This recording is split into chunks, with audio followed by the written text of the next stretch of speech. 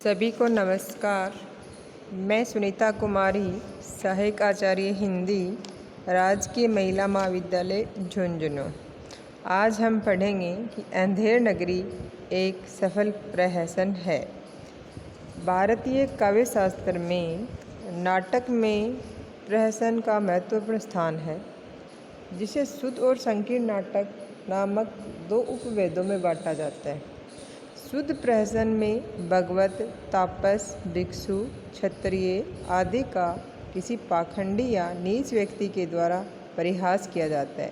यानी शुद्ध प्रहसन वो होता है जिसमें भिक्षु, तापस आदि का किसी पाखंडी और नीच व्यक्ति के द्वारा परिहास किया जाता है, जबकि संकीर्ण प्रहसन में वेश्या, धूर्त, दुराचारी आदि के अशिष्ट वेश, चेष्टा, भाषा आदि का अभिनय दिखाया जाता है। इस आधार पर अंधेर नगरी संकीर्ण प्रहसन है, जिसका मुख्य पात्र चौपट राजा है, जो शराबी भी है, कामी भी है, मूर्ख भी है और दुराचारी भी है।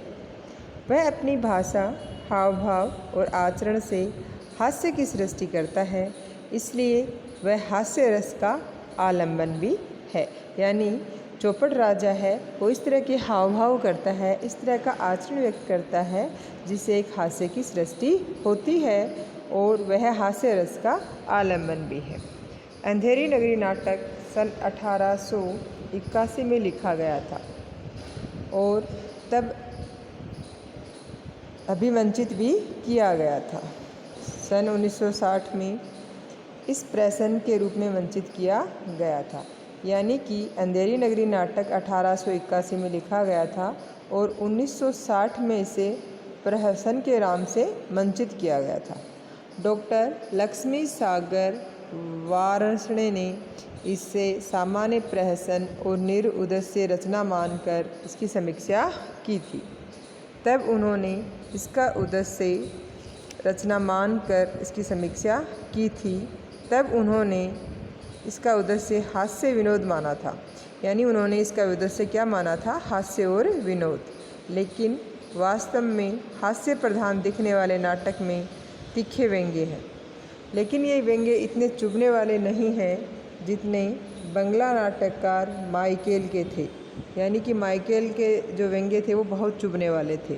भारतेंदु के युग में प्रहसन लिखने का प्रचलन था, क्योंकि उस समय की मांग ऐसी थी। पारसी थिएटर की चुनौती को सामना इससे किया जा सकता था। नाटकों में हास्य की सृष्टि करने के लिए जिंदादिली, सहज बोध, लोक चेतना के साथ जिस झंझना देने वाली शैली की आवश्यकता होती है वह भारतेंदु में थी। इसलिए उन्होंने समाज की कुरीतियों और शासन की व्यवस्था को मीठे व्यंग्य की औसत देकर उसका उपचार करने का प्रयत्न किया था। अंधेर नगरी के कथानक, प्रतिपाद्य विषय, पात्र संरचना, चरित्र चित्रण, भाषा, संवाद आदि के अध्ययन से स्पष्ट होता है कि ये एक प्रहसन ही है। अंधेर नगरी का कथानक कल्पित है, यानी उसमें सिर्फ एक कल्पना की गई है, जिसमें पुरानी उक्ति अंधेर नगरी, चौपट राजा, टक्के शेर भाजी, टक्के शेर खाजा के लिए आधार बनाकर नई कथा वस्तु को प्रस्तुत किया है। इसके पात्र वर्ग विशेष का प्रतिनिधित्व करने वाले हैं। इसकी घटनाएं मात्र हास्य की सृष्टि ही नहीं करती, बल्कि यथार्थ का चित्रण भी करती हैं। पात्रों के कार्यों, संवादों, आचरण, व्यवहार, हाव भाव आदि सबके द्वारा समाज का परिहासपूर्ण चित्र प्रस्तुत किया गया है। प्रहसन की मूल संवेदना के अनुसार भाषा और संवादों का प्रयोग किया गया है, जिसमें व्यंग्य और कटाक्ष ने प्रहसन को तख्तापन दिया है। अंधेर नगरी अनपढ़ और अपरिष्कृत रुचि वाले लोगों को नज़र में रखकर लिखा गया था, इसलिए इसमें अलंकृत और तत्सम शब्दावली का अभाव है। अंधेर नगरी में अलंकृत और तत्सम शब्दावली है, उसको बहुत कम प्रयोग किया गया है। सीमित शब्द ज्ञान वालों के लिए बोलचाल की भाषा ही श्रेष्ठ होती है, इसलिए भारतेंदु ने उनके स्तर की भाषा का ही प्रयोग इसमें किया था। इस नाटक की कथा वस्तु भी इस प्रकार की है जो अशिक्षित और अपरिष्कृत रुचि वालों के लिए अनुकूल है। महंत जी, उनके चेले, मंत्री, कोतवाल आदि सभी पात्र उनके स्तर के ही चुने गए हैं। इसमें हास्य को इतना महत्व नहीं दिया गया जितना व्यंग्य को दिया गया है, लेकिन फिर भी हास्य कहीं नाटक से ओझल भी नहीं हुआ। पहले दृश्य से हास्य आरंभ हो जाता है और चौथे अंक तक पहुँचते पहुँचते वह बढ़ जाता है। राजा की भाषा, तर्क विहीन बातें, मुद्राएं और चेष्टाएं सभी मिलकर हास्य की सृष्टि करते हैं।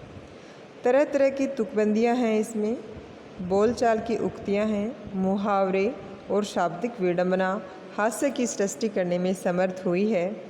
इसमें बकरी को बरकी बोला है, कुबरी तथा कल्लू को मल्लू कहकर हास्य की सृष्टि करने का प्रयास किया गया है। चुनने वाले को खेर सुपाड़ी चुनने वाले तथा चुन्नी लाल कहना हास्य उत्पन्न करता है।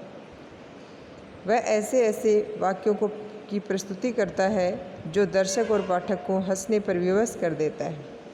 राजा का फरियादी से ये कहना कि तुम्हारा न्याय यहाँ ऐसा होगा कि जैसा जम के यहाँ भी नहीं होगा, जाने अनजाने भावी घटना की ओर संकेत कर जाता है और हास्य को भी उत्पन्न करता है।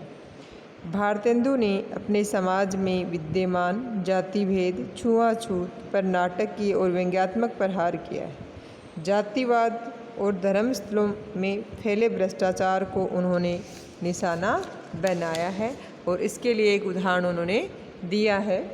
ऐसी जात हलवाई जिनके 36 कोम हैं भाई, जैसे मंदिर के भीतरिये वैसे अंधेर नगरी के हम। फिर इसमें बताया गया है, लेखक ने बनियों, ब्राह्मणों, महाजनों आदि समाज के ठेकेदारों की व्यंग्य के द्वारा पोल खोलने में सफलता प्राप्त की है। वह मानता है कि ब्राह्मण जाति पाति को भी टक्के शेर बेचने का सदा तैयार रहते हैं। मतलब ब्राह्मण हैं वो जाति पाति को भी बेच देते हैं टक्के शेर में, वे भी व्यापारी बन गए हैं, पैसे के लिए कुछ भी करने को तैयार है।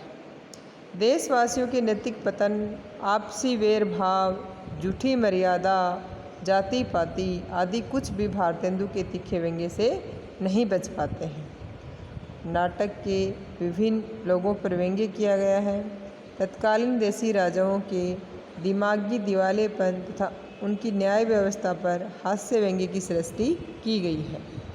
जैसा काजी वैसा पाजी, रेत राजी, पक्के शेर भाजी, चूरन बेचने वाला तत्कालीन समाज के विभिन्न पात्रों को अपने व्यंग्य का शिकार बनाता है। चूरन साहब लोग जो खाता, सारा हिंद हजम हो जाता। चूरन हाकिम सब जो खाते, सब पर दूना टिकस लगाते। अंधेर नगरी में सामाजिक, धार्मिक और राजनीतिक स्थितियों के व्यंग्यात्मक उक्तियों की भरमार है, लेकिन ये व्यंग्य कटु और प्रत्यक्ष नहीं है। ये रोचक है। पाठक दर्शक को लुभाते हैं, उसे हंसाते हैं। नाटक में निहित व्यंग्य शिष्ट है, उसमें कहीं भी फूहड़ता और नंगापन नहीं है। ये कहना पूर्ण रूप से उचित है कि भारतेंदु का अंधेर नगरी हास्य व्यंग्य प्रधान नाटक है, जिसकी प्रासंगिकता वर्तमान में भी उतनी ही अधिक है जितनी उस समय थी। यानी अंधेर नगरी नाटक जो है वो राजनीतिक संदर्भ, नारी दुर्दशा, विषम सामाजिकता, अधिकारियों की लूट मार, जाति पाति और व्यवस्था दोष आदि सभी बातों से आज भी प्रासंगिक है